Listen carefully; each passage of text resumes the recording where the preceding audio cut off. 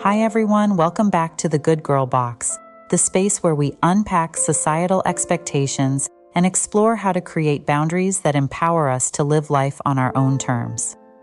I'm Karen, and today we're diving into a super important boundary that often gets overlooked: time boundaries. If you've ever felt overwhelmed, stretched too thin, or like you're always agreeing to things you didn't really want to do, this episode is for you. What are time boundaries? Time boundaries are all about how we choose to spend our time. They help protect us from overcommitting, overworking, or agreeing to things out of obligation instead of desire. Without clear time boundaries, we can end up feeling burnt out, resentful, or like we're living someone else's life instead of our own.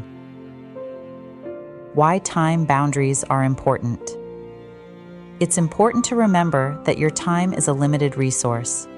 When you don't protect it, you may find yourself constantly saying yes to things that don't align with your values, goals, or desires.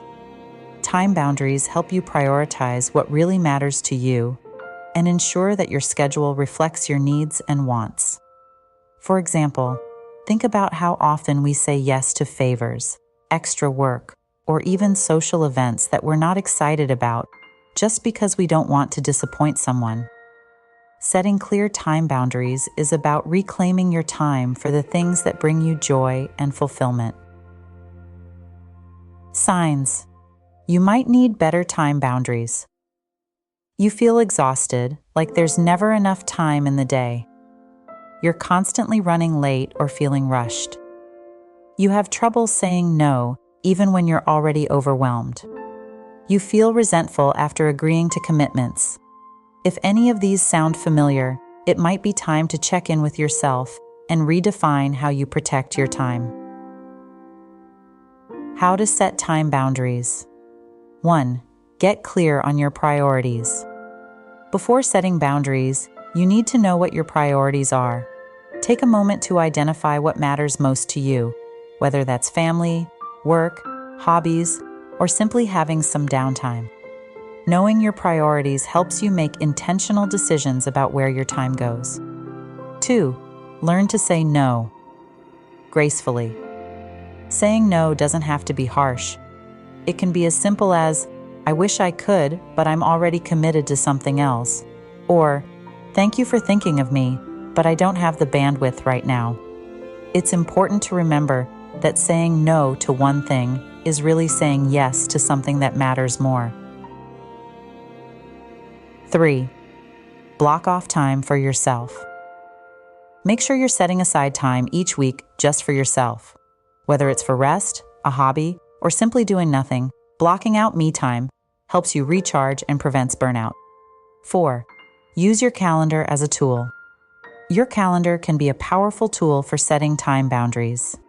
If someone asks you to do something, take a look at your calendar first to see if you actually have the time or if it would cause stress.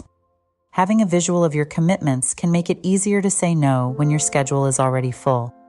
Here are some examples of healthy time boundaries you can set. Work boundaries. I don't respond to work emails after 6 p.m. Social boundaries. I can't make it to the event, but I'd love to catch up another time. Personal boundaries. Sundays are my self-care day. I don't schedule anything that day unless it's really important. These boundaries help you avoid feeling stretched too thin and ensure that your time aligns with what you value most.